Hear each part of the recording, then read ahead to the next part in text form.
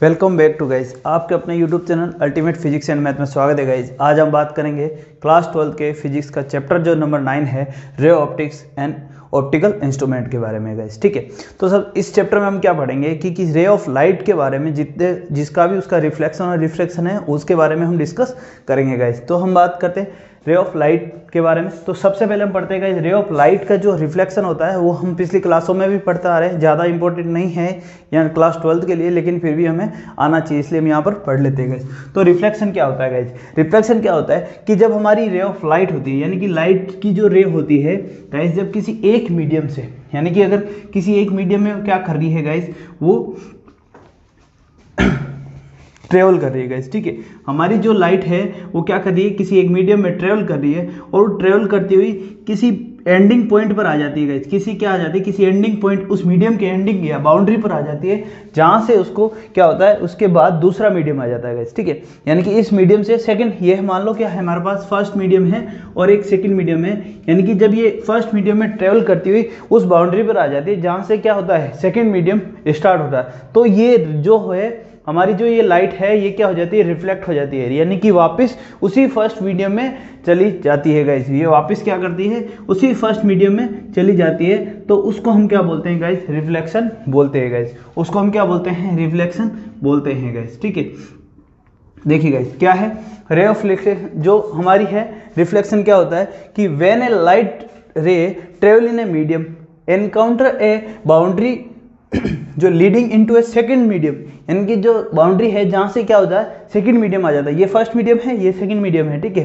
तो second medium में जब आती है तो क्या होता है, इसका पार्ट या फिर पूरी की पूरी जो होती है रे, वो क्या इंसिडेंट जो रे होती है वो क्या हो जाती है, रिफ्लेक्ट हो जाती है back into the first medium. जिस मीडियम से आती है उसी मीडियम में वापस चली जाती है गाइस। तो उसको हम क्या बोलते हैं, रे रिफ्लेक्शन ऑफ लाइट गाइस, या रे ऑफ रिफ्लेक्शन बोलते हैं गाइस। ठीक है, अब यहाँ पर देखिए गाइस, रिफ्लेक्शन में क्या होता है कि जिस मीडियम में आती है, जिस मीडियम से आती है, अगर ये डेंसर है, अगर ये मान लो वाटर है या कोई दूसरा मीडियम है, ये डेंसर है, अब यहाँ से क्या आती है कि जो हमारी रे ऑफ लाइट है वो क्या कर रही है, ट्रेवल कर रही है, और ये ट्रेवल करती हुई इस बाउंड्री पे आती है और यहाँ से रिफ्लेक्ट होकर वापस उसी मीडियम में चल जाती है, तो उसको हम क्या बोलते हैं, रिफ्लेक्शन बोलते हैं गाइस। वापस उसी मीडियम में चली जाती है तो उसको हम क्या बोलते हैं, रिफ्लेक्शन बोलते हैं। अब लॉ ऑफ रिफ्लेक्शन, यानी कि जो ये रिफ्लेक्शन होता है इसकी क्या क्या प्रॉपर्टी होती है, क्या लॉज होते हैं गाइस, उसके बारे में हम डिस्कस करते हैं गाइस।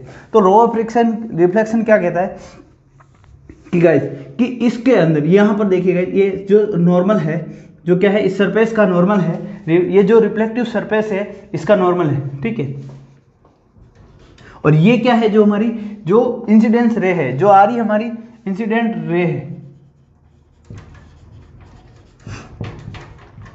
और ये हमारी क्या है, रिफ्लेक्टेड रे है।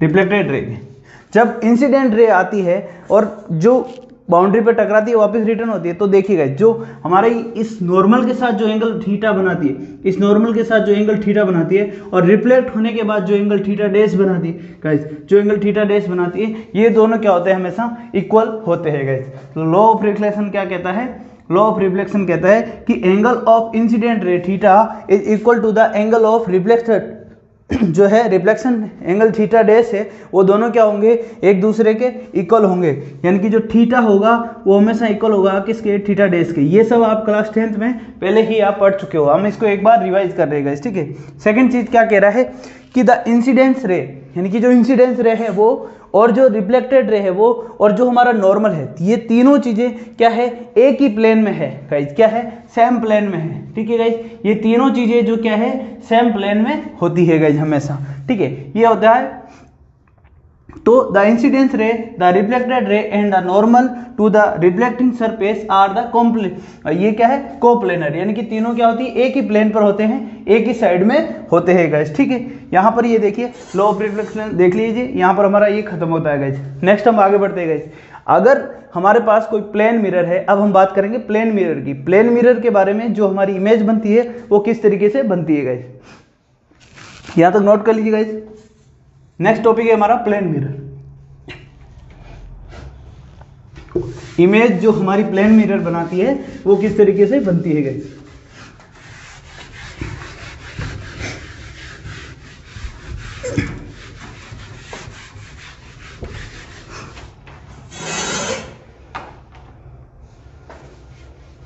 तो अब नेक्स्ट टॉपिक जो हमारा है वो क्या है, image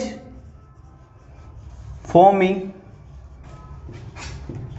from a plane mirror. जो हमारा प्लेन मिरर है उससे या बाई ए प्लेन मिरर, जो है कि प्लेन जो मिरर है वो किस तरीके से इमेज बनाता है।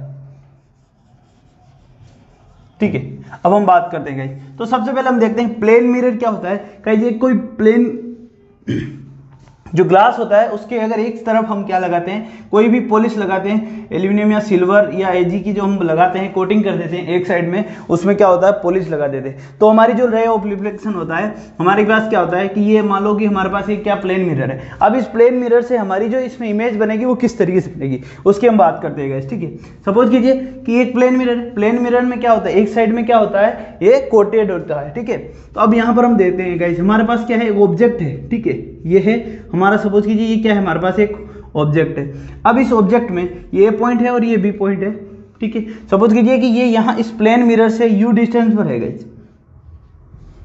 अब इसकी प्लेन मिरर की, इस प्लेन मिरर के अंदर इसकी जो इमेज बनेगी वो क्या बनेगी गाइस, इसी से, इससे कैसे बनेगी देखिए। सबसे पहले हम देखते हैं, सपोज कीजिए यहाँ से अगर इससे क्या होती है, एक स्ट्रेट लाइन आती है। अब यहाँ पर ध्यान दीजिए, ठीक है, हमने पिछले यहाँ से क्या आती है, एक स्ट्रेट लाइन आती है। ठीक है, अब स्ट्रेट लाइन आती है तो अगर ये स्ट्रेट लाइन इस तरीके से, अगर मान लो रे ऑफ लाइट जो यहाँ से इस ऑब्जेक्ट से निकल रही है गाइस, वो इस तरीके से जाती है और इस प्लेन पर अगर 90 डिग्री मतलब इस पे बिल्कुल परपेंडिकुलर गिरती है गाइस। ये क्या कर रही है, इस मिरर पर, इनके इसके सरफेस पर बिल्कुल परपेंडिकुलर गिर रही है। अब यहाँ पर देखते हैं गाइस, यहाँ पर देखिए वापस एक बार, हमने अभी देखा था कि हमारा जो रे है, जो इंसिडेंट रे है वो उस प्लेन पर अगर परपेंडिकुलर गिरेगी, यानी परपेंडिकुलर मतलब क्या है कि वो उसका ये नॉर्मल है, ये नॉर्मल जो है इस नॉर्मल के साथ परपेंडिकुलर गिरने का मतलब क्या है कि इसका इस नॉर्मल के साथ जो एंगल है वो कैसा होगा, 0 डिग्री। यानी कि इस प्लेन के ऊपर, यानी कि इसके ऊपर अगर ये परपेंडिकुलर गिरी है, यानी कि इस नॉर्मल के साथ एंगल कैसा बना रहा है, 0। यानी कि जिस एंगल से आ रही है, यानी कि नॉर्मल के साथ अगर ये 0 एंगल बना रही है, तो जिस 0 एंगल से आ रही है तो वापस इसी नॉर्मल पे उसी डायरेक्शन में चल जाएगी। 0 एंगल के साथ आ रही है तो रिटर्न भी किस एंगल के साथ होगी, 0 एंगल। यानी कि अगर 30 एंगल से आ रही है तो 30 पे जाती है रिफ्लेक्ट होके वापस। अगर 0 एंगल से आ रही है, यानी कि नॉर्मल के साथ 0 एंगल बनाने का मतलब क्या, ये रे यहाँ ना होके इस नॉर्मल पे आ रही है, तभी तो इस पे 0 बना रही, इन दोनों के बीच का एंगल 0 होगा, तो इसी पे आ रही, यानी कि इसी पे आ रही, तो वापस रिटर्न भी क्या होगी, इसी पे होगी। यानी कि जब परपेंडिकुलर लाइन आएगी तो ये वापस क्या हो जाएगी, इसी पे रिटर्न आ जाएगी। यानी कि एंगल कैसा बना रही है, 0 होगी। तो हमारी रे ऑफ यो रिफ्लेक्ट होकर रे हो हमें यहाँ से वापस आती हुई दिखाई देगी। अब सपोज करें कि यहाँ से अगर ये रिफ्लेक्ट हुई आती हुई दिखाई दे रही है कि यहाँ पीछे से किसी पॉइंट से, पीछे से कहीं से आ रही है। ठीक है, यहाँ से पीछे से कहीं ये वापस रिफ्लेक्ट होके, ये मान लो हम देख रहे हैं कि भाई जब इमेज देखते हैं तो पीछे से रे आ रही है हमारी वापस। ठीक है, अब देखते हैं यहाँ से अगर ये लाइन, अगर ये जो हमारी है रे ऑफ लाइट है, ये क्या हो जाती है, यहाँ से अगर इस तरीके से जाती है, अगर इस तरीके से जाती है तो इस प्लेन के साथ यहाँ पर ये देखिए इसका जो नॉर्मल हो जाएगा ये हो जाएगा। अब ये इस नॉर्मल के साथ एंगल क्या बना रही है, अगर ये इस नॉर्मल के साथ एंगल क्या बनाती है, थीटा बनाती है, तो ये इस थीटा एंगल से वापस निकलेगी, तो इसके साथ वापस क्या बनाएगी, थीटा एंगल बनाएगी, यानी कि ये इधर निकलती जाएगी। तो इसका मतलब क्या है कि हमारी जो इमेज है, अब इमेज कैसे फॉर्म होगी, हमारी जो इमेज मिरर में बनती है वो कैसी होती है, रियल होती है या वर्चुअल होती है, वो हमारी वर्चुअल इमेज होती है, यानी कि रियल नहीं होती है। क्योंकि रियल जो लाइट है, हमारी रे है, वो क्या है, यहाँ से रिटर्न होगी और ये भी यहाँ से रिटर्न होगी। तो ये मिलती कैसे, ये मिलती है यहाँ पर पीछे की तरफ इस तरीके से गाइस। ये क्या होती है, अब यहाँ से हमें लग रहा है कि हमारी जो ये जो रे है ना गाइस, ये कहाँ से आती हुई दिखाई दे रही है हमें कि ये पीछे से कहीं से आ रही है। तो ये जहाँ पर ये दोनों रे मिलती है वहाँ पर ये हमारा ए पॉइंट बन जाएगा, यानी कि इस ऑब्जेक्ट का ए पॉइंट इस जगह बनेगा। ठीक है, यानी कि ये ए बन गया और ये बी बन गया। सेम केस बी के साथ होता है। बी के साथ कैसा होगा कि बी के लिए अगर आप इमेज बनाते हो तो ये क्या होगा, यहाँ से ये अब डिस्टेंस जो होगी ना, ये यू है, ये मान लो वी डिस्टेंस है, तो यहाँ पर हमें पता चलता है कि यू और वी क्या होगा, सेम होगा हमेशा। जितनी डिस्टेंस पे ऑब्जेक्ट हमारी मिरर से पड़ी हुई है उतनी ही डिस्टेंस के अंदर हमारा जो है इमेज जो बनेगी मिरर के अंदर, उतनी ही डिस्टेंस पे हमारी इमेज बनेगी। अब दूसरा केस, हमारी इमेज कैसी बन रही है, वर्चुअल बन रही है। क्यों बन रही है, क्योंकि हमारी ओरिजिनल जो रे है वो क्या है, इस मिरर से बाहर है। अंदर जो हमारा जो ये इमेज बन रही है वो किसकी वजह से बन रही है, ये वर्चुअल लाइंस की वजह से बन रही है। ठीक है गाइस, चलो दूसरा केस क्या है, ये दोनों डिस्टेंस इक्वल होगी। अब ये हमारे पास बन गया, तो ये क्या आ रहा है, जितनी इसकी जो हाइट होगी गाइस, जितनी इसकी हाइट होगी वही हाइट इस इमेज की होगी। जो हमारी ये है ए बी, वही हमारा ये होगा, क्या होगा, ए बी होगी। जो इमेज की साइज और इसकी साइज क्या होगी, सेम होगी गाइस, ठीक है। चलो गाइस, अब देख सकते हैं, अगर आप और समझना चाहते हो इस डायग्राम को तो इस तरीके से भी समझ सकते हैं हम कि अगर बी से कंप्लीट अगर डायग्राम, जैसे ये पोर्शन हमें पता चल गया, ए पोर्शन यहाँ बन रहा है, तो बी पोर्शन का अगर आप इमेजिन करो कि किस तरीके से बनेगा, तो ये देख सकते हैं गाइस कि अगर यहाँ से रे निकलती है, अगर ए की हम बात नहीं करते हैं और बी की बात करते हैं, तो हमारी रे जो निकल रही है बी के लिए, सपोज कीजिए कि यहाँ से निकल रही है, ठीक है, हमारे पास यहाँ से स्ट्रेट लाइन ये निकल रही है, तो ये क्या होगा, ये 90 डिग्री पे होगी और ये वापस रिटर्न आ जाएगी इस तरीके से, इधर आ जाएगी टकरा के, ठीक है। तो इसकी जो इमेज, ये जो पीछे की जो लाइन जाएगी यहाँ पर। और दूसरा केस, अगर ये इससे इस एंगल पे, किसी एंगल पे थीटा पे जा रही है, ये क्या कर रही है, कोई एंगल अगर थीटा बना रही है सपोज कीजिए, तो यहाँ से अगर कोई एंगल थीटा बना रही है तो ये रिफ्लेक्ट होकर इस तरीके से जाएगी और यहाँ से ये हमें रिफ्लेक्ट होती हुई दिखाई देगी और ये यहाँ पर एंगल वापस, ये दोनों जहाँ पर मिलेगी वहाँ पर बी पॉइंट हमारा बन जाएगा। तो ये लाइन्स को आपको इतना समझने की जरूरत नहीं है, आगे अगर हम नेक्स्ट जब हम डायग्राम बनाएंगे तब ये काम आएगा गाइस, इसलिए थोड़ा सा समझा रहे हैं। बाकी इसमें जो है बेसिक्स जो कॉन्सेप्ट है, दो चीज़ याद रखना है कि जो हमारा जो ऑब्जेक्ट है मिरर से, प्लेन मिरर से जितने डिस्टेंस पर हमारा ऑब्जेक्ट रखा है, हमारी इमेज भी मिरर से उतनी ही डिस्टेंस पर बनेगी, यानी कि जो u है वो इक्वल होगी किसके, v के, ठीक है। यानी कि जितनी दूर, जितना फार ये हमारी इमेज ऑब्जेक्ट है, उतना ही फार हमारी इमेज बनेगी मिरर से गाइस। दूसरा केस क्या है गाइस कि हमारे जो है जितने भी जो इमेज बनती है वो हमेशा कैसी होती है, ये अनमैग्निफाइड होती है, ठीक है। इसकी जो होती है, इसकी हाइट या लेंथ, इनमें कोई भी चेंज नहीं होता है, ठीक है। ये क्या होती है गाइस, ये अनमैग्निफाइड होती है, वर्चुअल होती है। और कैसी होती है गाइस, सेकंड पॉइंट लिख सकते हो आप, वर्चुअल होती है और वर्चुअल होती है, कैसी होती है।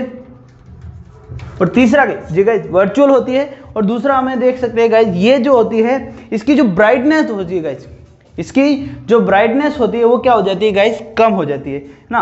और ये अपराइट होती है हमेशा, जिस तरीके जैसे, ऐसा नहीं है कि अगर एक आदमी है, इसका इमेज हम देख रहे हैं कि ऊपर की तरफ सिरे हो और ये, तो इसकी हमेशा अपराइट होती है, ये वापस सेम ही बनता है, ऐसा नहीं कि पैर ऊपर और सिर नीचे, ऐसा उल्टा नहीं बनता इसमें डायग्राम, ठीक है। तो ये कैसी इमेज बनती है, और अपराइट इमेज बनती है गाइस, ठीक है। और तीसरा ये क्या होती है गाइस, जो हमारी जो इमेज होती है ना वो क्या होती है, रिवर्सल होती है। ये इमेज जो होती है हमारी वो क्या होती है, रिवर्सल होती है, यानी कि लेफ्ट का राइट हो जाता है, राइट का लेफ्ट हो जाता है, और जो बैकवर्ड फॉरवर्ड हो जाता है। तो ये क्या हो जाती है, हमारी जो इमेज होती है वो कैसी होती है, रिवर्सल होती है। और इमेज जो होती है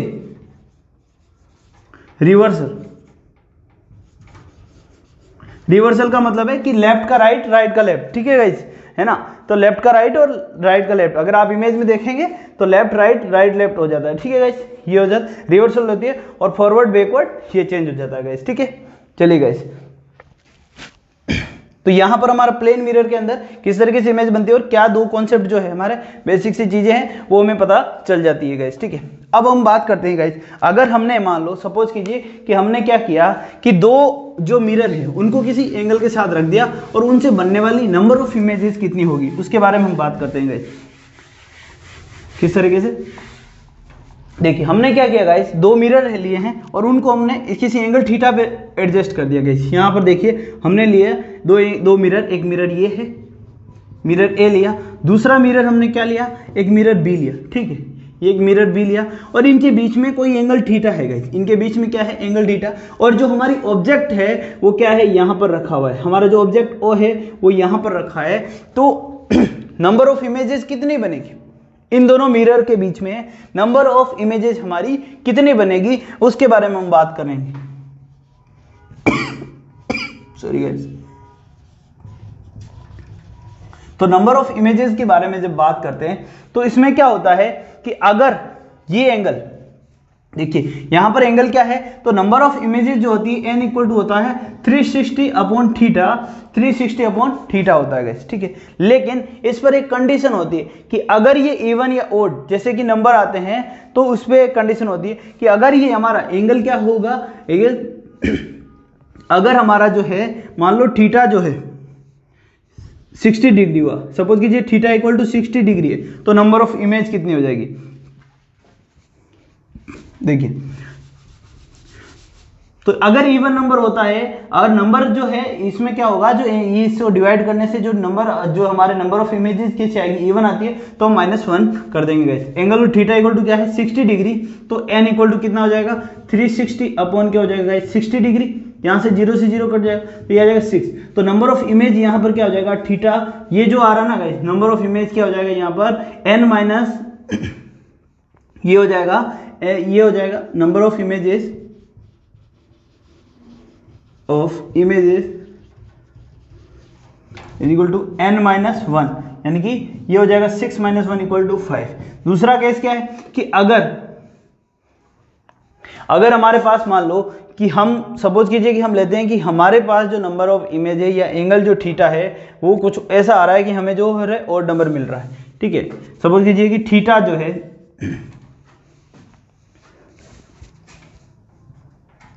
हम ले लेते हैं, ठीक है। अगर हम इसमें थीटा को वैल्यू अगर कुछ 75 ले लेते हैं, ठीक है, तो अगर हमारा एंगल मान लो यहाँ पर अगर कुछ एंगल थीटा इस तरीके से हो जाए, थीटा इक्वल टू मान लो 72 डिग्री है, क्या हो जाएगा 72 डिग्री है, तो नंबर ऑफ इमेजेस कितना हो जाएगा, तो यहाँ पर हो जाएगा 360, n इक्वल टू कितनी हो जाएगी, देखिए यहाँ पर नंबर ऑफ इमेजेस कितनी हो जाएगी, तो हम लिखेंगे गाइस, क्या लिखेंगे, n इक्वल टू यहाँ से कितना हो जाएगा, यहाँ पर n इक्वल टू हो जाएगा 360 अपॉन 72, तो ये कितना आ जाएगा इक्वल टू आ जाएगा 5, ये क्या आ रहा है 5। तो नंबर ऑफ इमेज यहाँ पर कितनी हो जाएगी, नंबर ऑफ इमेज जो है वो हो जाएगी 5 हो जाएगी, नंबर ऑफ इमेज ऑफ 5 हो जाएगी। इसका मतलब क्या है कि अगर हमारे पास हम बोलेंगे इफ, यहाँ लिखेंगे if 360 upon theta equal to n is even, यानी कि जो है इज इवन इंटीजर, यानी कि कैसा नंबर होगा हमारा ये जो एंगल थीटा होगा वो कैसा होगा कि इवन इंटीजर होगा, तो नंबर ऑफ इमेजेस कितने हो जाएगी, is even integer, then number of images जो है वो कितनी हो जाएगी n minus 1, number of images कितनी हो जाएगी n माइनस 1। और अगर हमारे पास जो है n कैसा होगा, n जो होगा इफ, सेकंड केस लिख दो, इफ हम लिखेंगे 360 upon theta equal to n is odd integer, यानी कि ऑड नंबर होगा, ऑड इंटीजर, देन हम बोल सकते हैं then number of images equal to क्या होगा, देन यहाँ पर हम बोल सकते हैं कि नंबर ऑफ इमेजेस वो कितनी हो जाएगी n के इक्वल हो जाएगी गाइस, ठीक है। यानी कि अगर ओड आता है तो नंबर चेंज नहीं होगा, और अगर इवन आता है तो -1 हो जाएगा गाइस, ठीक है। तो यहाँ से नंबर ऑफ इमेज आपसे पूछ सकता है गाइस। अब हम नेक्स्ट बात करते हैं, ये तो हो गई हमारी प्लेन मिरर की बात गाइस, ठीक है। अब हम बात करेंगे कि जो कॉनकेव और कॉनवेव मिरर है उसके बारे में हम बात करेंगे। वो क्या होता है कि अगर हमारे पास एक, नेक्स्ट हम टॉपिक पे बात करते हैं गाइस, पहले उस कॉनकेव और कॉनवेव मिरर के बारे में समझेंगे, और आप इसको नोट कर लीजिए, फिर उसके बारे में डिटेल से बढ़ते हैं। तो जो कॉनकेव और कॉन्वेक्स जो मिरर होता है गाइस, जो हम अब नेक्स्ट हम पढ़ेंगे, प्लेन मिरर हो गया। अब हम क्या करेंगे, एक स्फेरिकल मिरर लेते हैं उसको, यानी कि स्फेरिकल मिरर से काट के अगर हम वो कोई मिरर बनाते हैं, है ना, स्फेरिकल ग्लास से अगर हम मिरर बनाते हैं तो हमारे पास क्या होता है, दो तरीके के मिरर बनते हैं, एक कॉनकेव एक कॉन्वेक्स गाइस, ठीक है। तो हम जो उन मिरर को बनाते हैं गाइस, उनसे हम देखेंगे गाइस कि हमारा जो है जो इमेज बनती है वो किस तरीके से बनेगी, और क्या उनमें हम उनका साइन कन्वेंशन लेते हैं कि उनकी एक फिक्स पैटर्न होता है साइन कन्वेंशन, जिससे हम उन डायग्राम को समझ सकते हैं कि हमारी इमेज किस तरीके से बनती है गाइस, ठीक है। इसको नोट कर लीजिए गाइस। ओके गाइस, तो स्फेरिकल मिरर की जब हम बात करते हैं कि स्फेरिकल मिरर्स क्या हो, प्लेन मिरर जो हमने देखा था कि जिस साइड में हम कोटिंग करते हैं, एक प्लेन ग्लास होता है, उसके एक साइड में हम अगर कोटिंग कर देते तो हमारा प्लेन मिरर बन जाता है। स्फेरिकल मिरर क्या होता है गाइस, स्फेरिकल मिरर जो होता है उसका जो रिफ्लेक्टिव सरफेस जो होती है ना, वो एक होलो स्फेयर का पार्ट होता है। सपोज कीजिए यहाँ पर क्या है, हमारे पास एक क्या है, होलो स्फेयर है, इसके किसी भी पार्ट को हमने यहाँ से किसी भी पार्ट को काट कर हमने अलग किया, और उसकी एक साइड में उस पार्ट की एक साइड में हमने क्या कर दी, किसी सिल्वर की कोटिंग कर दी और हमने एक मिरर बनाया गाइस, ठीक है। हमने एक क्या बनाया, कोटिंग करके एक मिरर बनाया, और जो ये मिरर बनता है उस मिरर को हम क्या बोलते हैं, स्फेरिकल मिरर बोलते हैं गाइस, ठीक है। अब देखिए ये पार्ट छोटा या बड़ा कुछ भी हो सकता है, ठीक है गाइस। चलो हम बड़ा भी ले सकते हैं, छोटा भी ले सकते हैं। तो इनकी जो होती है से एक ही, अगर इनका स्पेयर जो होता है गाइस, इनका अलग अलग मिरर का अलग अलग हो सकता है गाइस। अब इसमें से कितने भी पार्ट हो, ठीक है, ये छोटा पार्ट ले सकते हैं, बड़ा ले सकते हैं, किसी को भी ले सकते हैं और उसका बना सकते हैं। लेकिन उसकी कर्वेचर ऑफ रेडियस जो रहेगी उस मिरर की जो कर्वेचर ऑफ रेडियस रहेगी हमेशा वही रहेगी का आर ही रहेगी। मान लो इस स्पेयर की रेडियस जो आर है वो उसकी क्या रहेगी, सेम रहेगी। अब मैं इसका कोई सा भी पार्ट लूँ, कितना बड़ा या छोटा, उससे कोई इफेक्ट नहीं पड़ता। उस मिरर का जो मेरी रेडियस ऑफ कर्वेचर जो रहेगी वो हमेशा क्या रहेगी, आर ही रहेगी। क्या रहेगी गाइस, आर, ठीक है, वो हमेशा क्या रहेगी, आर रहेगी। चाहे आप छोटा पोर्शन लो बड़ा पोर्शन लो, उसकी हमेशा कर्वेचर ऑफ रेडियस जो रहेगी वो हमेशा क्या रहेगी, आर ही रहेगी। वो रेडियस रहेगी जो उस होलो स्फीयर की रेडियस रहती है, जिससे वो क्या है, कटता है गाइस। तो हमने क्या किया, किसी होलो स्फीयर के पार्ट्स को काट कर हमने क्या बनाया, मिरर बनाया। तो उस मिरर को हम क्या बोलते हैं, स्फेरिकल मिरर बोलते हैं। और इस तरीके से हमारे पास दो तरीके के मिरर बनते हैं। एक मिरर होता है कॉनकेव मिरर और दूसरा होता है कॉन्वेक्स मिरर। एक मिरर हमारा जो होता है वो कॉनकेव मिरर होता है और दूसरा मिरर जो होता है वो कॉन्वेक्स मिरर होता है। कॉनकेव मिरर वो होता है जिसमें, अब ये क्या होता है कि कॉनकेव मिरर में क्या होता है, जो हमारा जो कोटिंग होती है वो क्या होती है, आउटवर्ड होती है। किस तरफ होती है, ये आउटवर्ड टू द सेंटर। जिस तरफ हमारा जो कॉनकेव मिरर जो होते हैं ना गाइस, उसमें जो कोटिंग जो होती है ना, इस मिरर से आउटवर्ड की तरफ होती है, ठीक है ना।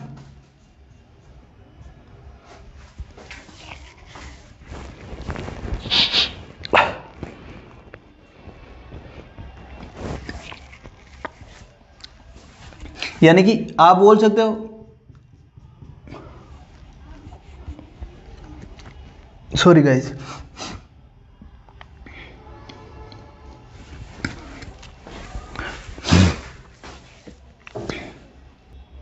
यानी कि आप बोल सकते हैं गाइस क्या, कि ये जो हमारा जो कोटिंग जो होती है क्या होती है कि इस सेंटर से आउटवर्ड की तरफ, यानी कि जो हमारा स्पेयर है इसके बाहर की तरफ, अगर आउटवर्ड की तरफ अगर हमारी कोटिंग हुई होती है तो आउटवर्ड अगर कोटिंग होती है तो उसको हम क्या बोलते हैं, कॉनकेव मिरर बोलते हैं। या फिर हम बोल सकते हैं दूसरे केस में, इस डेफिनेशन को हम दो तरीके से बोल सकते हैं। एक बार बोल दिया हमने कि हमारी जो कोटिंग हुई होती है, ठीक है, इसमें जो रिफ्लेक्टिव जो कोटिंग होती है वो क्या होती है कि उसके आउटवर्ड होती है। यानी कि अगर यहाँ से अगर ये स्पेयर बनता है तो ये आउटवर्ड अगर कोटिंग होती है तो हमारा क्या बनता है, कॉनकेव बनता है। आउटवर्ड जो कोटिंग होती है उसमें हमारा क्या बनता है, जो है कॉनकेव मिरर बनता है। और अगर इनवर्ड कोटिंग होती है, हमारी जो कोटिंग होती है वो क्या इनवर्ड होती है, अंदर की तरफ होती है अगर कोटिंग, तो हमारा क्या बनता है, अंदर की तरफ होता है। तो हमारा क्या कौन सा मिरर बनता है, कॉन्वेक्स मिरर बनता है गाइस। तो हमारा कौन सा बनता है, कॉन्वेक्स मिरर बनता है, जब कहाँ हो, इनवर्ड हो या आउटवर्ड हो। पहला केस तो ये होता कि आपकी जो कोटिंग किस तरफ करी हुई है उससे आप इसको डिफाइन कर सकते हैं। दूसरा केस हम क्या बोलते हैं, कोटिंग जो है उसको हम दूसरे तरीके से ऐसे बोल सकते हैं कि मिरर हुज रिफ्लेक्टिव सरफेस, जो रिफ्लेक्टिव सरफेस है। अब रिफ्लेक्टिव सरफेस कौन सी इसकी, ये वाली जो सरफेस है ना, ये क्या है, रिफ्लेक्टिव सरफेस है, ठीक है। तो जब mirror whose reflective surface is toward the centre, यानी कि जो रिफ्लेक्टिव सरफेस जो है वो सेंटर की तरफ है, जब सेंटर की तरफ है तो उसको हम क्या बोल सकते हैं, उसको हम क्या बोलते हैं, कॉनकेव बोलते हैं। उसको हम क्या बोलते हैं, कॉनकेव मिरर बोलते हैं गाइस। और जब हमारी जो रिफ्लेक्टिव सरफेस है जो क्या होती है कि अवे फ्रॉम द सेंटर, यानी कि अगर अवे होती है, यहां से रिफ्लेक्टिव सरफेस जो है सेंटर से अवे की तरफ है, ठीक है, तो हम उसको क्या बोलते हैं, कॉन्वेक्स बोल सकते हैं। उसको हम क्या कहते हैं, कॉन्वेक्स बोलते हैं गाइस। उसको हम कौन सा मिरर बोलते हैं, कॉन्वेक्स मिरर बोलते हैं। तो आप दोनों तरीके से इसको डिफाइन कर सकते हैं, लेकिन आपको याद एक ही तरफ से रखना है कि अगर हमारी जो रिफ्लेक्टिव जो हमारी जो है कोटिंग जो हो रखी होती है वो सेंटर से बाहर की तरफ होती है, क्या होता है कि आउटवर्ड हो रखी होती है, तो अब तो हम उसको क्या बोलते हैं, कॉनकेव बोलते हैं। और अंदर की तरफ होती है तो उसको कॉन्वेक्स बोलते हैं गाइस, ठीक है। चलो यहां से कॉनकेव और कॉन्वेक्स का समझ में आ गया। अब हम नेक्स्ट बात करते हैं गाइस कि जो कॉनकेव जो मिरर होता है गाइस, ये क्या करता है, जो रेज जो आती है या लाइट जो आती है उनको क्या करता है, कन्वर्ज करता है। किस तरीके से कन्वर्ज करता है, ये क्या करता है, इनको कन्वर्ज करता है। देखिए इसका डायग्राम देखते हैं हम।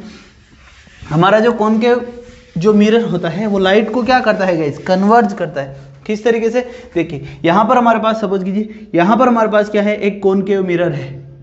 क्या है, ये एक कॉनकेव मिरर है और ये इसका जो सेंटर है C और ये फोकस F और ये पोल P। ठीक है, तो इस कॉनकेव मिरर पर जितनी ही पैरेलल लाइट आती है ना गाइस, जितनी ही पैरेलल रेज आती है या लाइट आती है, लाइट रेज आती है, वो सब क्या होता है, ट्रांसफर होती है, रिफ्लेक्ट होके कहाँ से निकलती है, जो फोकस से निकलती है गाइस। कितनी ही आती है सारी कहाँ से निकलती है, फोकस से निकलती है। सारी लाइट जो हमारी वो कहाँ से निकलती है गाइस, फोकस से निकलती है। तो ये क्या करता है, लाइट को कन्वर्ज करता है। ये क्या करता है, जो रेज होती है उनको क्या करता है, कन्वर्ज करता है। इसलिए इसको दूसरा नाम कन्वर्जिंग मिरर भी बोल सकते हैं। इसका सेकंड नाम क्या है, इसको कन्वर्जिंग मिरर भी बोल सकते हैं। इसको कन्वर्जिंग मिरर भी कहा जाता है गाइस। ठीक है, तो ये क्या करता है, लाइट को कन्वर्ज करता है, फोकस पर मर्ज कर देता है, एक ही जगह कर देता है गाइस। ठीक है, चलो तो अब ये चीज होती। और कॉनकेव जो मिरर होता है वो क्या करता है, वो उसमें क्या होता है गाइस, आप देखिए जो कॉन्वेक्स जो मिरर होता है उसमें क्या होता है, जो हमारी जो कॉन्वेक्स जो मिरर है तो इसमें जो कोटिंग होती है वो कहाँ होती है, अंदर की तरफ होती है गाइस। ये क्या होता है, अंदर की तरफ कोटिंग होती है। अब इस पर जो लाइट आती है गाइस, इस पर जो लाइट आती है वो क्या होती है गाइस, जैसे कि यहाँ से अगर कोई पैरेलल लाइट आई तो वो रिफ्लेक्ट होकर किस तरफ, इस तरफ चल जाती है। इधर आती है तो रिफ्लेक्ट होकर इस तरफ चल जाती है। तो ये मर्ज नहीं करता है। ठीक है, ये क्या करता है, कन्वर्ज नहीं करता है गाइस। ठीक है, ये क्या है, ये फैला देता है गाइस। ये स्लाइड्स को जो क्या करता है, फैला देता है गाइस। ठीक है, अब इनका यूज क्या है गाइस, ये जो होता है इनका यूज कहाँ कहाँ होता है, जो हमारा जो कॉनकेव मिरर है और ये कॉन्वेक्स मिरर है, इनका यूज कहाँ होता है गाइस। ये इस तरीके से मिरर होता है, ये इस तरीके से रिफ्लेक्ट करता है और ये हमारा फोकस पर रिफ्लेक्ट करता है गाइस। अब इनका यूज क्या है, देखिए गाइस, ये जो मिरर है कॉनकेव, यहाँ पर देखिए, अगर मैं इस मिरर में, अगर यहाँ पर ये कॉनकेव मिरर है, यहाँ पर अगर कोई बल्ब होता है, ठीक है, ये मिरर सपोज कीजिए यहाँ पर क्या होता है, कोई बल्ब है, ठीक है, लाइट बल्ब है। अब यहाँ से अगर कोई लाइट इस तरफ आती है तो ये, या फिर कोई एंगल पे आती है तो ये क्या करता है, उसको पैरेलल कर देता है। क्या करता है, पैरेलल करता है। यहाँ से देखिए ये पैरेलल करता है। तो इस तरीके से कितनी भी लाइट से कितनी भी लाइट्स आएगी ना, रेज आएगी ना, वो सबको उनको ये क्या कर देगा, एक जगह पैरेलल कर देगा। ठीक है गाइस, उससे हमारे क्या होता है, इसकी फोकस जो अच्छी तरीके से देख सकते हैं। तो इसलिए इस कॉनकेव मिरर को हम यूज कहाँ कर सकते हैं गाइस, हम इसको कार या बाइक्स की जो लाइट्स होती है वहाँ इसका यूज करते हैं गाइस। दूसरा क्या होता है, इसका जो यूज होता है वो जो हमारे सैलून्स होते हैं या फिर डॉक्टर्स जो होते हैं, डेंटिस्ट जो होते हैं, उनका वो इसका यूज करते हैं गाइस।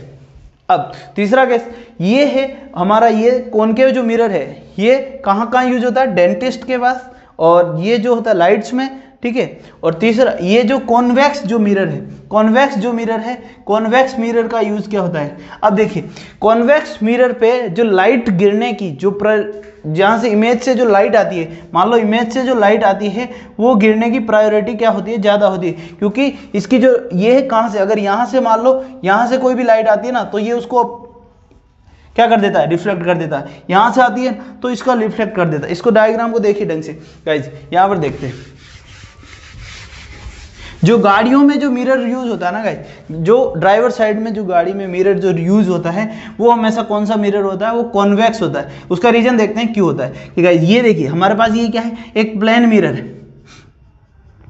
जो प्लेन मिरर है तो इस मिरर की जो देखने का जो रेशियो है ना, तो इमेज जो यहाँ तक ये देख सकता है वो क्या है, इसका एरिया कितना है, वो इतना, जो इसके प्लेन जैसे ऑब्जेक्ट से जो प्लेन लाइट आएगी ना वहाँ तक ये देख सकता है। लेकिन अगर हमारे पास कैसा मिरर हो, अगर हमारे पास मिरर हो कॉनकेव यानी कि आउटवर्ड हो, जब कॉनकेव मिरर होता है तो उसका क्या होगा, उसका उल्टा कम हो जाएगा, प्लेन मिरर से उल्टा क्या हो जाएगा, कम हो जाएगा। ठीक है, तो उसमें जो रेशियो होता है हमारा वो क्या हो जाएगा, कम हो जाएगा। ठीक है, और दूसरा केस आता है हमारे पास कॉन्वेक्स का। कॉन्वेक्स का जो रेशियो हो जाता है वो क्या हो जाता है, बढ़ जाता है। इसका जो रेशियो होता है ना वो गाइस, वो क्या होता है, वो बहुत ज़्यादा बढ़ जाता है। इसका जो एरिया है ना वो बहुत ज़्यादा क्या हो जाता है, बढ़ जाता है। यानी कि वो दूर तक की चीज़ को ये आपको दिखा सकता है। इसलिए इसको जो कॉन्वेक्स जो मिरर होता है उसको हम यूज करते हैं कहाँ पर, जो हमारी बाइक्स या कार्स जो होती है उनके ड्राइवर मिरर, साइड मिरर के यूज में हम इसको काम में लेते हैं गाइस। या फिर कहीं बड़े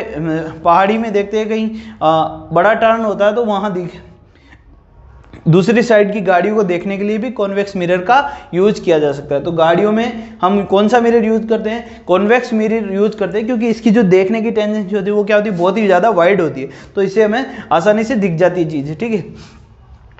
तो ये जो आता है वो यूज होता है, जो हमारा कॉनकेव जो है, कॉनकेव मिरर जो होता है उसका यूज होता है हमारे कहाँ पर, डेंटिस्ट के पास, ठीक है गाइस, या सैलून के पास, जो हम सेविंग बनाते हैं वो मिरर में इसका यूज करते हैं, किसका, कॉनकेव का। और जो गाड़ियों में होता है उसमें यूज करते हैं किसको, हम हमारे कॉन्वेक्स मिरर को यूज किया जाता है गाइस, ठीक है। चलो नेक्स्ट हम बात करते हैं गाइस, जो हमारी है यहाँ से कॉनकेव और कॉन्वेक्स मिरर, यहाँ से सिर्फ 1 नंबर का क्वेश्चन बनता है। नेक्स्ट हमारा है जो साइन कन्वेंशन है, ठीक है गाइस। कॉनकेव मिरर जो हमारा बनता है उसका साइन कन्वेंशन देखते हैं। एक स्फेरिकल मिरर से जब बनता है तो उसका साइन कन्वेंशन क्या होगा, हम इसको यूज करेंगे तो क्या साइन कन्वेंशन हमारा रहता है गाइस, यहाँ तक नोट कर लीजिए, फिर हम बात करते हैं साइन कन्वेंशन, ठीक है। ओके गाइस, तो अब हम साइन कन्वेंशन की बात करते हैं। साइन कन्वेंशन में गाइस देखिए हमारा जो है, जो मिरर जो है वो कैसा है, ये मान लो हमारे पास कॉनकेव मिरर है, और ये मिरर जो का है स्फेरिकल होलो स्फेयर से बना हुआ है, ठीक है। तो इसका मतलब क्या है, ये जो सी है ये क्या है, रेडियस ऑफ कर्वेचर है गाइस। जो सी है सेंटर ऑफ कर्वेचर है, यानी कि ये उस स्फेयर का सेंटर है जिससे काटकर ये हमारा मिरर बना हुआ है गाइस, ठीक है। तो ये क्या है, सेंटर ऑफ कर्वेचर है, और ये जो है एफ फोकस है, जो, और ये आर जो है रेडियस ऑफ कर्वेचर है, जिस स्फेयर की रेडियस से, जिस होलो स्फेयर से ये बना हुआ है ये उसकी रेडियस है गाइस, ठीक है। तो ये क्या है, आर जो है रेडियस ऑफ कर्वेचर है, ये एफ क्या है, फोकस है, और जो जो पी एफ है गाइस ये क्या है, फोकल लेंथ है। पी एफ जो होती है हमारी, ये इसको क्या हम बोलते हैं, फोकल लेंथ बोलते हैं, और ये क्या होती है, एफ जो होती है वो r/2 के इक्वल होती है। पी यहाँ पर क्या है, पोल है गाइस, ठीक है। पी यहाँ पर क्या है, पोल है। ये कुछ बेसिक नॉलेज है जो आप 10th क्लास तक पढ़ते आ रहे गाइस। साइन कन्वेंशन में अब देखते हैं गाइस, साइन कन्वेंशन में क्या होता है कि जितना भी हमारा जो मेजरमेंट होता है गाइस, जितने भी हम मेजरमेंट लेते हैं साइन कन्वेंशन में, वो सारे कहाँ से मेजरमेंट कहाँ से लिए जाते हैं, वो पोल से लिए जाते हैं, वो पॉइंट पी से लिए जाते हैं। मेजरमेंट जितना भी होगा वो हमारा कहाँ से होगा, पी से होगा, चाहे वो पॉजिटिव हो चाहे नेगेटिव हो, वो हमेशा कहाँ से मेजरमेंट होगा, इस साइड में हो या उस साइड में, किसी भी डायरेक्शन में हो, वो हमेशा कैसा होगा, पोल से मेजरमेंट होगा गाइस। दूसरा गैस क्या है कि मान लो यहाँ पर हमारा क्या है, एक ऑब्जेक्ट है, ये ऑब्जेक्ट यहाँ से है, तो इस मिरर पर, ये क्या है, हमारा एक मिरर है, और इस मिरर पर जो हमारी जो लाइट है, या हम मान सकते हैं, ये सपोज कीजिए कि हमारे पास क्या है, ये एक प्लेन मिरर है। यहाँ पर देखते हैं हमारे पास ये क्या है, एक प्लेन मिरर लेते हैं, और हमारी जो इमेज बन रही है गाइस, ये क्या है, एक प्लेन मिरर है, ठीक है। अब यहाँ पर हमारे पास क्या है कि एक इमेज बन रही है, ठीक है। अब ये ऑब्जेक्ट है, इस ऑब्जेक्ट से कोई लाइट जा रही है, लाइट जो हमारी कहाँ से जाएगी, ऑब्जेक्ट से जाएगी, रे जो जा रही है वो कहाँ से जा रही है, ऑब्जेक्ट से जा रही है, ठीक है। तो हम इसको, ये इस डिस्टेंस को, जहाँ इस मिरर से जितनी डिस्टेंस पर जो हमारी ऑब्जेक्ट होती है उसको हम क्या बोलते हैं, यू कहते हैं गाइस। डिस्टेंस फ्रॉम मिरर की डिस्टेंस जो है फ्रॉम कहाँ से, ऑब्जेक्ट से, उसको हम क्या बोलते हैं, यू बोलते हैं। और जहाँ पर हमारी इमेज बनती है गाइस, जहाँ पर हमारी इमेज बनती है, जिस डिस्टेंस पर मिरर से जिस डिस्टेंस पर हमारी इमेज बनती है, मान लो ये ए और बी डैश है, तो ये भी, सॉरी ए और बी है, तो ये हो जाएगा ए डैश और बी डैश। तो ये वी डिस्टेंस पे अगर ये इमेज बन रही है, ये इमेज बन रही है, तो ये मिरर से वी जो है वो क्या है, मिरर से डिस्टेंस है किसकी, इमेज की गाइस, ठीक है। अब पॉजिटिव कौन सी है और नेगेटिव कौन सी है गाइस, ठीक है। तो यहाँ पर क्या होती है कि जो पीछे इमेज बनती है, तो इसमें जो लाइट जो आ रही है वो हमारी कहाँ से आ रही है, ऑब्जेक्ट से आ रही है, और वो मिरर की तरफ आ रही है, यानी कि जो लाइट के आने की जो डायरेक्शन है वो किस तरफ है, इस तरफ है, लाइट की डायरेक्शन इस तरफ है। और हमें मेजरमेंट लेना है, हमें मेजरमेंट लेना है कि हमारा जो ऑब्जेक्ट है वो पोल से कितने डिस्टेंस पर है। तो हमें पोल से इस तक, ऑब्जेक्ट तक आने में अपोजिट डायरेक्शन में आना पड़ेगा, यानी कि डायरेक्शन कैसी हो जाएगी, अपोजिट हो जाएगी। और अपोजिट डायरेक्शन होती है तब हम उसको क्या लेते हैं, नेगेटिव लेना पड़ेगा। यानी कि जो हमारी यू की जो डायरेक्शन होगी, जो यू की जो डिस्टेंस होगी वो कितनी होगी, -u होगी, क्योंकि उसको हमें नेगेटिव लेना होगा। क्योंकि जिस डायरेक्शन में रे जाती है, जिस डायरेक्शन में जो रे होती है, रे की जो डायरेक्शन है उसी डायरेक्शन को हम पॉजिटिव लेते हैं, अदर डायरेक्शन को हम क्या लेंगे, नेगेटिव लेंगे। तो यहाँ पर सेकंड पॉइंट क्या कहता है, if the direction of measurement is, यानी कि मेजरमेंट करने का जो डायरेक्शन है। अब पहली बात क्या है, मेजरमेंट कहाँ से शुरू होता है, हमेशा पॉइंट पी से शुरू होता है, पोल से। अब हमें ये मेजरमेंट करना है कि इस पॉइंट पोल जो पोल पॉइंट है इससे इस ऑब्जेक्ट की डिस्टेंस कितनी है, यानी कि हमें इस तरफ आना पड़ेगा। तो मेजरमेंट कहाँ से स्टार्ट करेंगे, पोल से। तो हम ये कह रहा है कि if the direction of measurement, यानी कि मेजरमेंट की डायरेक्शन किस तरफ है, अब इस तरफ, is along the direction of light, यानी कि लाइट के अलोंग है, जिस डायरेक्शन में लाइट जा रही है ना उसी डायरेक्शन में अगर मेजरमेंट हुआ तब तो हम उसको कैसे लेंगे, पॉजिटिव, और अगर उस डायरेक्शन में नहीं हुआ तो हम लेंगे नेगेटिव। जैसे कि अब यहाँ पर ऑब्जेक्ट की जो डिस्टेंस नापनी है, मेजर करना है, वो कैसे इधर है, और जो रे की डायरेक्शन है वो क्या है, इधर है, यानी कि दोनों की डायरेक्शन क्या है, अपोजिट है। इसका मतलब जो है हमारा मेजरमेंट कैसा आएगा, नेगेटिव। अगर हमें इमेज, अब यहाँ पर हमें इमेज की डायरेक्शन, हमें इमेज का मेजरमेंट करना है कि भाई कितनी डिस्टेंस पर है, तो हमें किस तरफ जाना पड़ेगा, इस तरफ जाना पड़ेगा, इस पोल से। तो हम किस डायरेक्शन में जा रहे हैं, जिस डायरेक्शन में हमारी लाइट जा रही है, जिस डायरेक्शन में लाइट जा रही है उसी डायरेक्शन में अगर हम मूव कर रहे हैं तो हमारा जो मेजरमेंट होगा वो कैसा होगा, पॉजिटिव होगा, यानी कि v जो हमारा होगा वो क्या होगा, यहाँ पर पॉजिटिव होगा, और u जो है हमारा यहाँ पर क्या होगा, नेगेटिव होगा। यानी कि if the direction of A measurement is the along the direction of light, यानी कि लाइट की डायरेक्शन के अलोंग होती है, यानी कि जिस डायरेक्शन में लाइट जा रही है उसी डायरेक्शन में अगर हम मेजरमेंट ले रहे हैं तो वो कैसा होगा, तो हम उसे कैसे लेंगे, पॉजिटिव लेंगे। और अगर if the direction of the measurement is opposite to the direction of light, यानी कि जो जिस डायरेक्शन में लाइट जा रही है उसके अपोजिट अगर हम मेजरमेंट ले रहे हैं तो हम उसको कैसा लेंगे, नेगेटिव लेंगे। तीसरा पॉइंट क्या कह रहा है कि जो भी हमारे डिस्टेंस है, ये क्या है, इसको प्रिंसिपल एक्सिस बोलते हैं। ये क्या होती है, ये प्रिंसिपल एक्सिस है, इसको क्या बोलते हैं, प्रिंसिपल एक्सिस बोलते हैं। अब ये कह रहा है प्रिंसिपल एक्सिस से ऊपर की तरफ कोई भी चीज लेंगे ना, कोई भी डायरेक्शन मेजर करते हैं तो उसको हम कैसा लेंगे, ऊपर की तरफ हम पॉजिटिव लेंगे प्रिंसिपल एक्सिस से, यानी कि इस ऑब्जेक्ट की हाइट कितनी है, ये पॉजिटिव होगी। इस मिरर की, इस इमेज की हाइट कितनी है, ऊपर की तरफ है, तो उसको हम पॉजिटिव लेंगे। और अगर हमारी इमेज नीचे की तरफ बनती है तो उसको हम कैसा लेंगे, नेगेटिव लेंगे। यानी कि कोई भी चीज अगर प्रिंसिपल एक्सिस से ऊपर की तरफ हुई तो उसको हम कैसा लेंगे, पॉजिटिव लेंगे, और प्रिंसिपल एक्सिस से नीचे की तरफ हुई, बिलो हुई, तो हम उसको कैसा लेंगे, नेगेटिव लेंगे। तो लास्ट पॉइंट हमारा जो क्या कहता है साइन कन्वेंशन में, कि all the distance above the principal axis are considered to be the positive and below the axis are considered to be the negative। अब यहाँ पर हमेशा आप सोचते हैं, यहाँ पर एक चीज़ देखने कि ऑब्जेक्ट से हमारे साथ लाइट हमेशा क्या आ रही है, हमेशा ऑब्जेक्ट से आती है। इसका मतलब जो हमारी इमेज है, जो मेजरमेंट लेंगे वो हमेशा यू हमेशा नेगेटिव आएगा, ऐसा नहीं है, हमेशा नेगेटिव नहीं आता। यू वैसे 99% नेगेटिव आता, लेकिन हमेशा नेगेटिव नहीं आता। कभी कभी क्या होता है, जैसे कि सपोज कीजिए यहाँ पर हमारे पास कोई एक मिरर रखा हुआ है इस तरीके से, और यहाँ पर हमारा कोई ऑब्जेक्ट है, और दूसरा मिरर अगर हम सपोज करते हैं यहाँ पर रख लेते हैं इस तरीके से, तो इस मिरर पे, इस मिरर के लिए इस तरीके से रखते हैं, तो इस मिरर के लिए जो यहाँ से इमेज जो है वही इसका ऑब्जेक्ट होगा।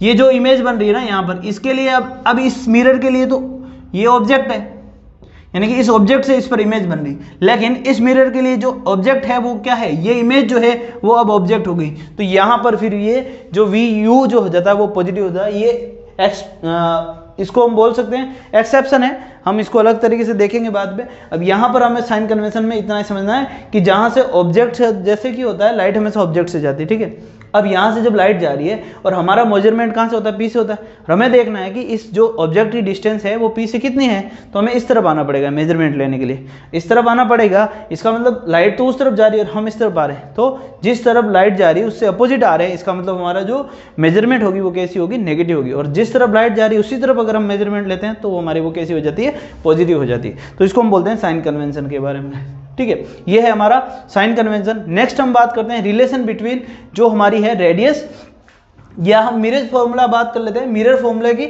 और जो है रिलेशन बिटवीन एफ और आर की।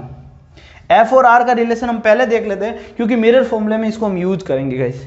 इस जो कॉन्सेप्ट है relation between F and R, इसको हम मिरर फॉर्मूले में यूज करेंगे। तो एक बार हम इसको पहले यूज कर लेते हैं गाइस। पहले relation between F and R निकाल लेते हैं, फिर हम बात करेंगे मिरर फॉर्मूले की गाइस। नोट कर लीजिए इसको।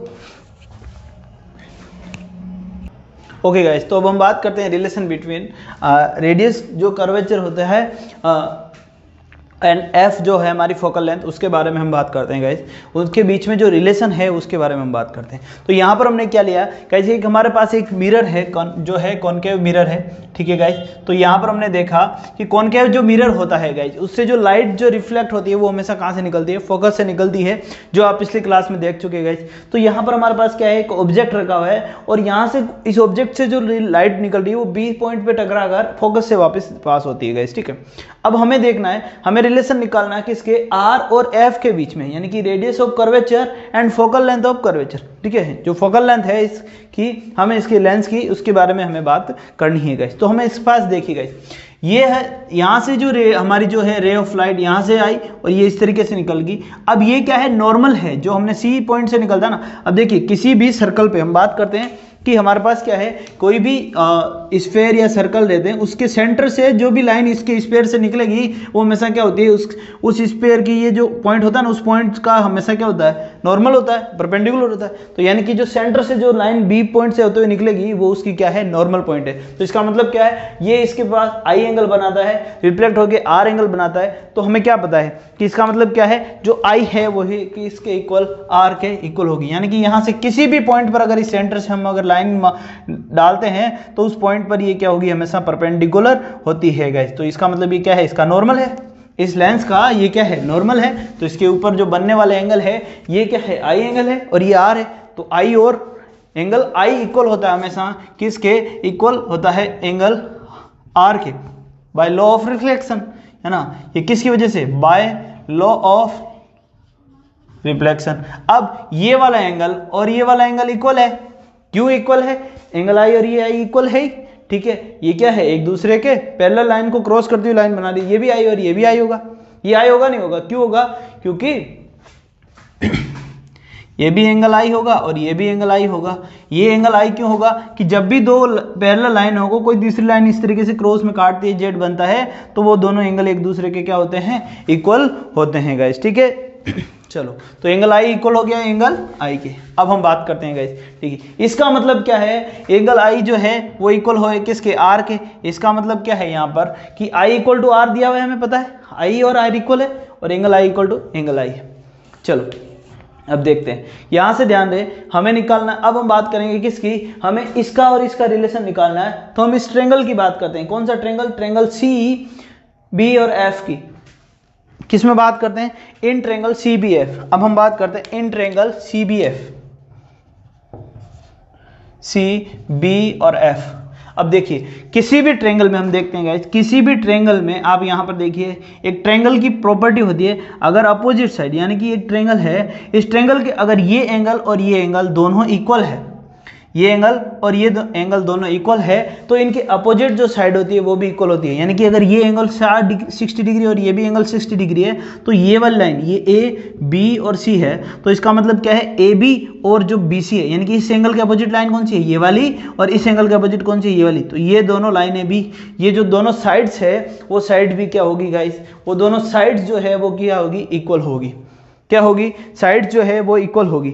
यानी कि यहां पर जो है हमारा ट्रेंगल, ये ट्रेंगल क्या है, अगर हम बात कर रहे हैं ट्रेंगल, यहां पर हम बात करते हैं हमारा जो ट्रेंगल है सी बी और एफ की, हम बात करते हैं ट्रेंगल सी बी और एफ की, सी बी और एफ की। तो हम ये कह रहे हैं कि ये एंगल आई है और ये एंगल आर है, यानी कि इस एंगल के अपोजिट साइड कौन सी है, ये बी एफ, और इस एंगल के जो अपोजिट साइड है कौन सी है, ये।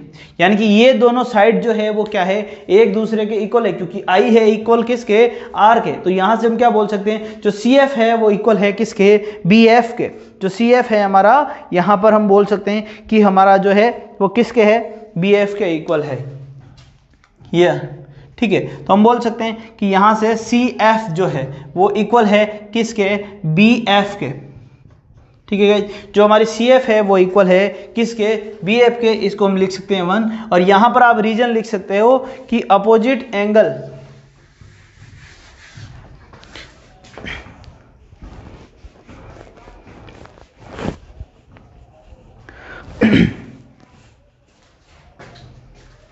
तो यहां पर रीजन लिख सकते हो, sides of the opposite positive angle are equal. यानी कि जो साइड्स होती है वो क्या, अपोजिट एंगल जो होता है उनकी क्या होती है, इक्वल होती है।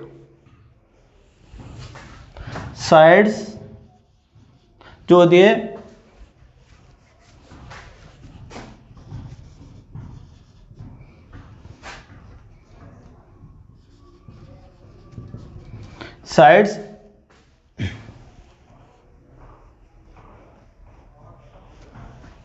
Sides opposite to equal angle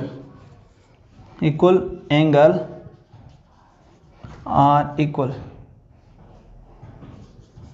जो होती है वो क्या होती है, इक्वल होती है। ठीक है, तो यहाँ से सी एफ इक्वल टू हमने क्या लिख दिया, बी एफ लिख दिया गाइस। ठीक है, अब नेक्स्ट हम बात करते हैं जो हमारा एंगल है। अब हम बात करते हैं, ये देखिए कि बी सी एफ जो है हमारा, बस यहाँ पर बात करते हैं कि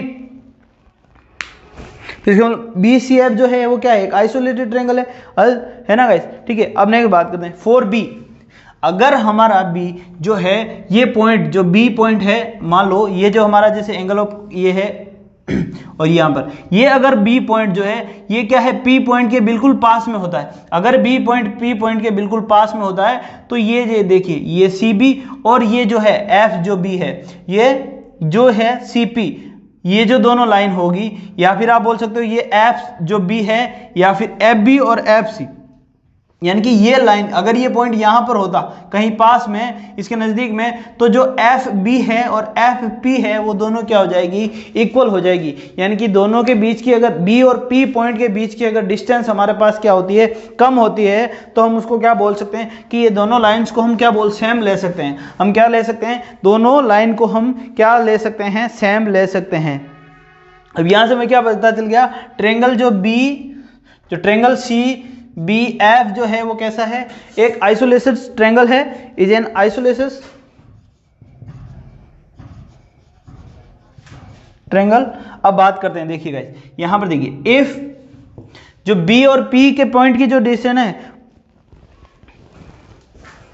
बी और जो पी के बीच की जो डिस्टेंस है वो क्या होगी, तो if for small aperture of B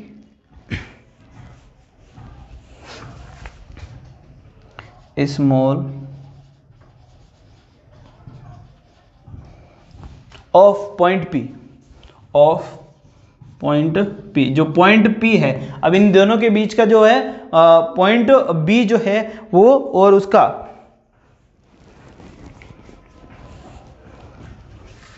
for small aperture for small aperture B point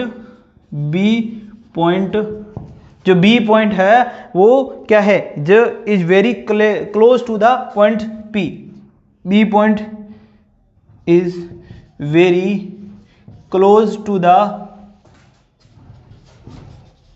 point P. जब हमारा पास जब बी पॉइंट जो है वो क्या होगा, क्लोज होगा किसके, पॉइंट पी के लिए। जब हम बात करते हैं स्मॉल एपरेचर के लिए, यानी कि जब हम जो मिरर जो लेते हैं ना बहुत ही छोटा लेते हैं, तो उनके दोनों के बीच की जो डिस्टेंस हो जाएगी बिल्कुल क्या हो जाएगी, नेगलेक्ट हो जाएगी ना, तो बिल्कुल हम उसको इक्वल डिस्टेंस पर मान सकते हैं। तो हम बोल सकते हैं कि जो एफ बी है वो इक्वल होगा किसके, एफ पी के। जो एफ बी है हमारा वो किसके इक्वल आ रहा है, एफ पी के। जो एफ बी इक्वल आ रहा है किसके आ रहा है, एफ पी के गाइस। ठीक है, यहां से हमारे पास इक्वेशन नंबर 2 आ जाती है। अब यहां से हम देखिए, यानी कि बी एफ जो है वो इक्वल आ रही है किसके, बी एफ लिखो या एफ बी लिखो, ठीक है, वो इसके आ रही है एफ पी के। तो यहां से हमें बाय इक्वेशन 1 एंड 2 तो यहां से हमारे पास क्या आ रहा है कि जो सी एफ है वो इक्वल है किसके, पी एफ के या एफ पी एफ के।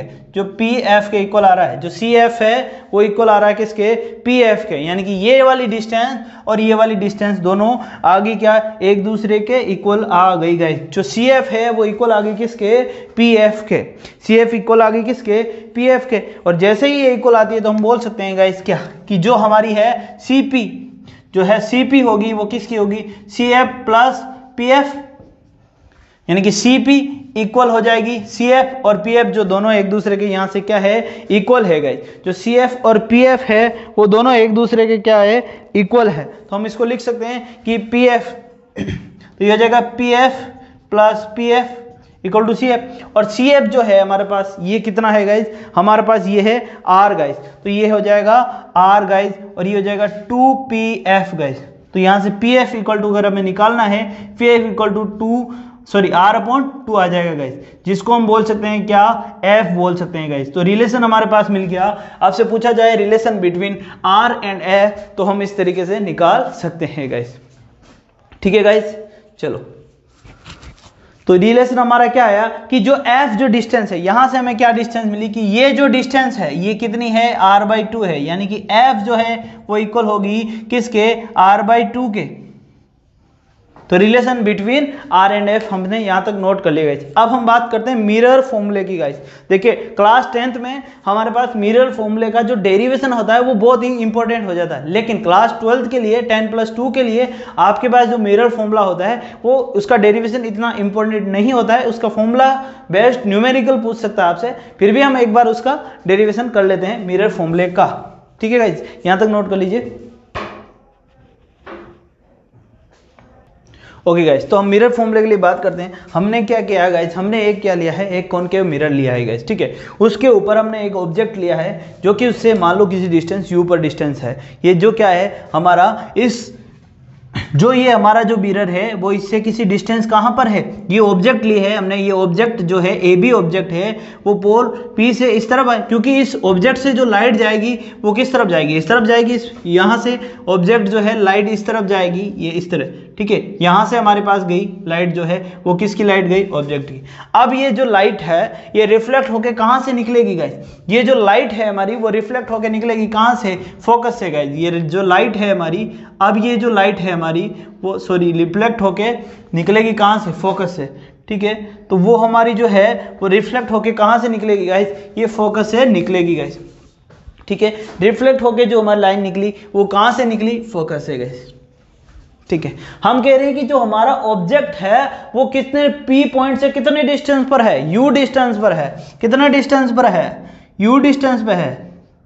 तो ये जो U डिस्टेंस होगी ये कैसी होगी, पॉजिटिव होगी या नेगेटिव, क्योंकि जो लाइट का जो रिफ्लेक्ट है जो है, लाइट जा रही है, लाइट की डायरेक्शन किस तरफ है, उस तरफ, और हमारा मेजरमेंट किस तरफ है, इस तरफ। तो ये हमारा जो U है वो कैसा आएगा, नेगेटिव आएगा।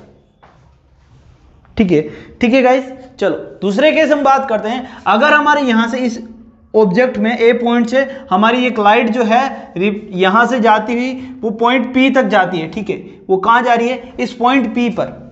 कहां पर जा रही है गाइस, ये जा रही है हमारे इस पॉइंट P पर। ठीक है, जब ये पॉइंट P से ये मान लो इस पर आई एंगल पर जा रही है। अब देखिए ये अगर इसके साथ आई एंगल बना रही है तो आई एंगल से ही रिफ्लेक्ट होगी। ठीक है, और दूसरा एक केस है कि हमारे जो है, ठीक है, दूसरा केस में क्या है कि हमारी जो लाइट जो है रिफ्लेक्ट हो गए, एक लाइट जो है हमारी सेंटर पॉइंट से जा रही है। देखिए उसकी हम बाद में बात करते हैं, पहले सेंटर पॉइंट की बात करते हैं। तो सेंटर पॉइंट की जो है लाइट जो आ रही है वो इस तरीके से कि सेंटर से जो लाइट निकल रही है, एक मिनट गाइस, कि हमारी जो सेंटर से जो लाइट निकल रही है इस तरीके से ले लेते हैं। हमारा सेंटर पॉइंट यहां पर है, सपोज कीजिए सेंटर पॉइंट यहां पर है। ठीक है, यहां ले लेते हैं कि हमारा जो सेंटर पॉइंट है वो यहां पर है। ठीक है, डायग्राम अपने हिसाब से ले लेते हैं। तो सेंटर पॉइंट से अगर कोई लाइन निकलती है तो सेंटर से अगर इसके ऊपर कोई लाइन इस तरीके से जाती है तो वापस वो इसी डायरेक्शन में आ जाएगी, क्योंकि सेंटर हमेशा नॉर्मल पे होता है। तो जिस नॉर्मल से अगर कोई लाइन आती है तो वापस उसी डायरेक्शन में जाती है, तो ये इसी तरफ जाते हुए वापस आ जाएगी। और यहां से अगर ये एंगल आई पे आई एंगल बना रही है तो ये वापस क्या बनाएगी, ये जो है हमारा ये अगर I है तो ये क्या होगा, R एंगल होगा गाइस। ठीक है, तो इसका मतलब क्या है, ये हमारी इमेज जो बन रही है वो यहां पर बन रही है गाइस। ठीक है, इस जगह पर हमारी इमेज बन रही है कि इसको हम सपोज कर देते हैं ये क्या हो गया, A डैश और ये B डैश होगी।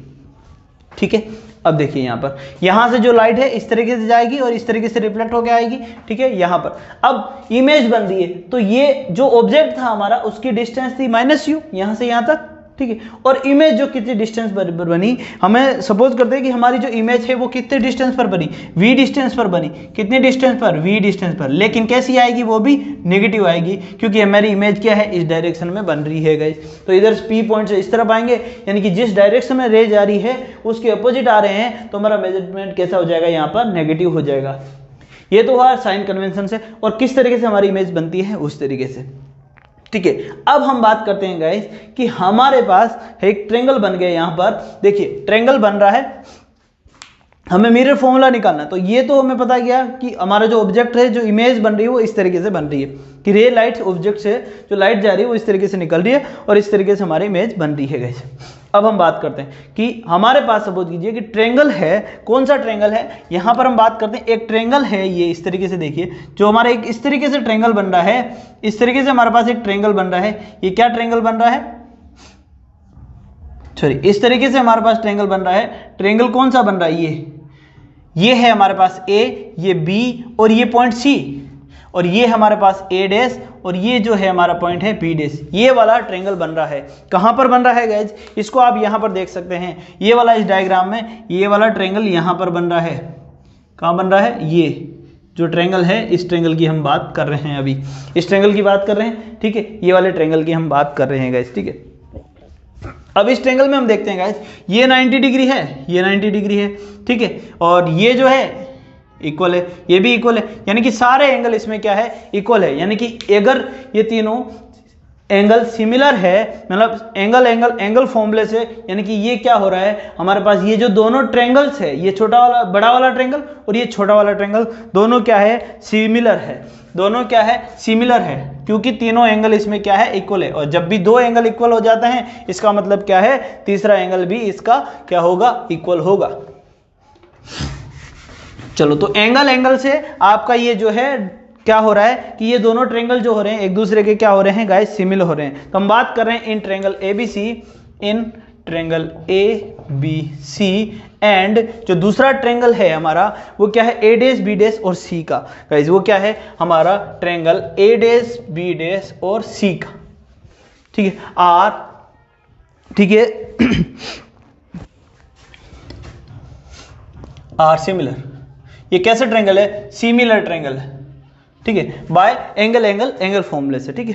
चलो, अब पता है ये दोनों ट्रायंगल क्या है, सिमिलर है, और अगर सिमिलर है, अगर ये दोनों ट्रायंगल सिमिलर है तो हमें जो केस मिलता है वो क्या है कि AB जो होती है, इनका रेशियो जो होगा, AB का जो रेशियो होगा वो A डैश B डैश के रेशियो के इक्वल होगा। A डैश B डैश का जो रेशियो है, AB का ratio AB upon A dash B dash, इसका जो रेशियो होगा वो इक्वल होगा किसके, जो हमारी BC है, ये वाली लाइन BC, जो BC है upon B dash C dash, इसको हम दे सकते हैं इक्वेशन नंबर 1 की।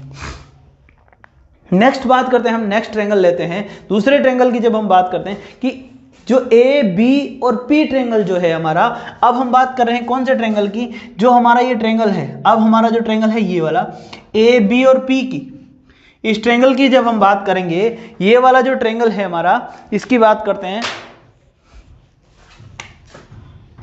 इस ट्रायंगल की जब हम बात करेंगे, एक ट्रायंगल और दूसरा जो ट्रायंगल है हमारा ये वाला, ठीक है। जब इन ट्रायंगल की बात करते हैं तो इसमें देखते हैं दूसरा कौन सा ट्रायंगल है। अब हम बात कर रहे हैं ट्रायंगल A, B और P की, ट्रायंगल A, B और P की गाइस, ट्रायंगल A, B और P, एंड दूसरा ट्रायंगल जो है A dash B dash and P की, दूसरा ट्रायंगल जो है वो कौन सा है, and A dash B dash और P, ये दोनों ट्रायंगल आर क्या है, सिमिलर, ये दोनों भी कैसे हैं, सिमिलर है, ये दोनों ट्रायंगल भी सिमिलर है। इसका मतलब क्या है कि AB जो है सेम चीज यहां पर हो जाएगी कि AB अपॉन क्या आ जाएगा, A डैश B डैश, ठीक है, AB अपॉन क्या आ जाएगा, A डैश B डैश।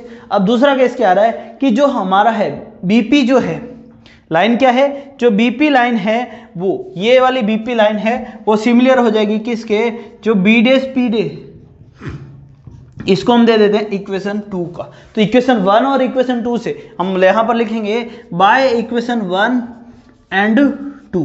जो इक्वेशन 1 और 2 है वहां से हम क्या लिख सकते हैं गाइस कि जो हमारा BC upon B dash C equal आ रहा है किसके, BP upon B dash P के, जो हमारी BC है वो इक्वल आ रही है किसके, B डैश C इक्वल आ रही है किसके, BP upon B dash P के,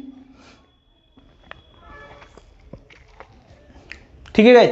तो अब देखते हैं हमारे पास जो BP है गाइस, देखिए B और P जो है वो क्या है, U है, कैसा U है, माइनस U है, ये डिस्टेंस जो है इमेज ऑब्जेक्ट की जो डिस्टेंस है वो कैसी है, माइनस U, तो इसको हम क्या लिख सकते हैं, माइनस U।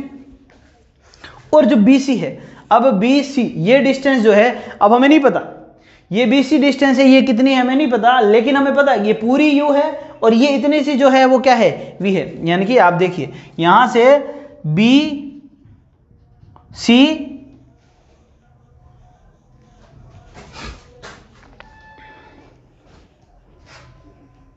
सॉरी, जो यहां से B डैश जो है, हम देखिए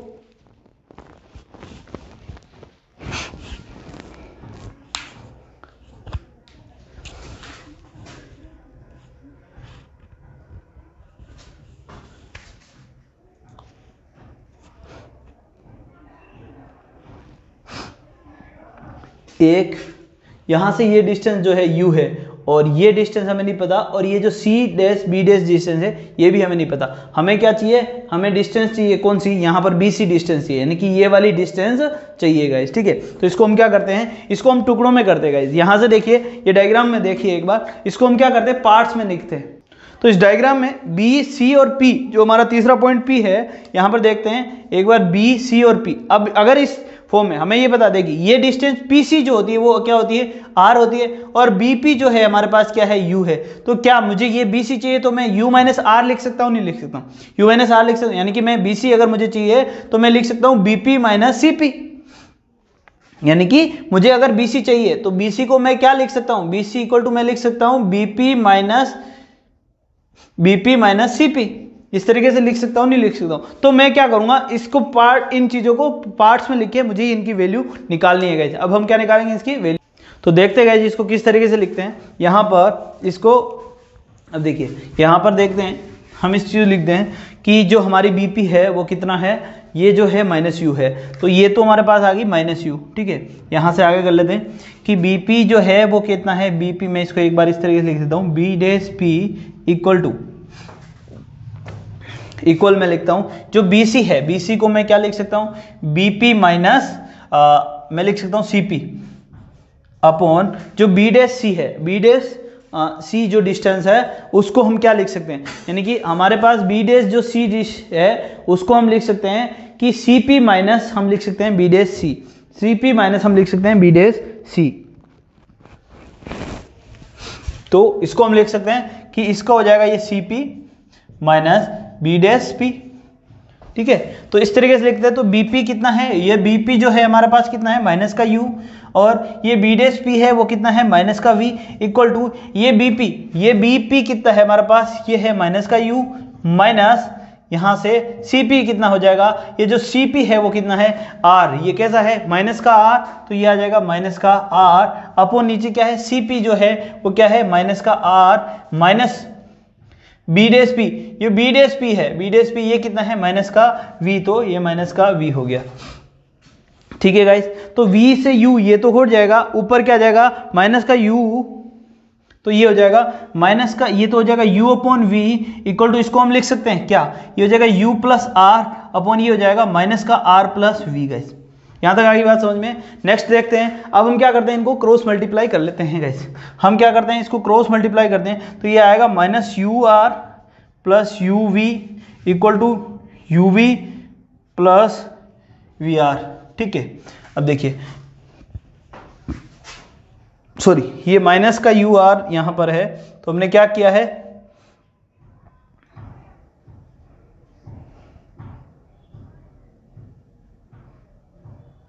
ठीक है, UV और ये प्लस का UR, ये माइनस का UV है, सॉरी ये आएगा माइनस का UV और VR, ठीक है।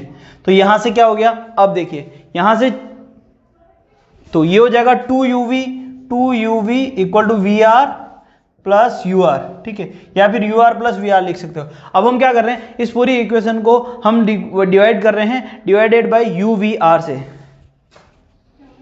बोथ साइड डिवाइडेड बाय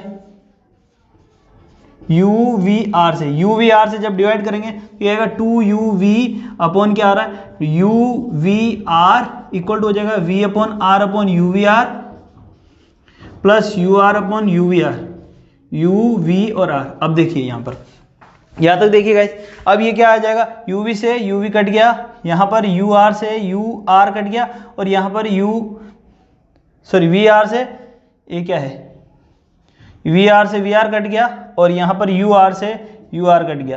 तो ये हमारे पास है गया 2 upon R equal to 1 upon U plus 1 upon V guys, ठीक है। तो हम क्या लिख सकते हैं, अब R जो है इसको हम क्या लिख सकते हैं, 2F लिख सकते हैं, जो हमने पहले ही देखा था। R जो है उसको हम क्या लिख सकते हैं, 2F लिख सकते हैं। डायग्राम मिटा रहा हूँ गाइस, रफ कर रहा हूँ। R को हम क्या लिख सकते हैं, 2F लिख सकते हैं। तो ये हो जाएगा 2/r को 2f equal to 1/u plus 1/v, 2 से 2 कट जाएगा तो ये 1/f equal to 1/u plus 1/v का, इसी को हम क्या बोलते हैं, मिरर फॉर्मूला बोलते हैं। और ये इंपॉर्टेंट फॉर्मूला है, यहाँ पर इसका डेरिवेशन वैसे इंपॉर्टेंट कम है, लेकिन इसका फॉर्मूला बहुत इंपॉर्टेंट है। यहाँ से एक न्यूमेरिकल आपसे पूछा जा सकता है इस फॉर्मूले बेस्ड पे, नोट कर लीजिए गाइज। मिलते हैं नेक्स्ट वीडियो में, तब तक के लिए बाय बाय गाइज।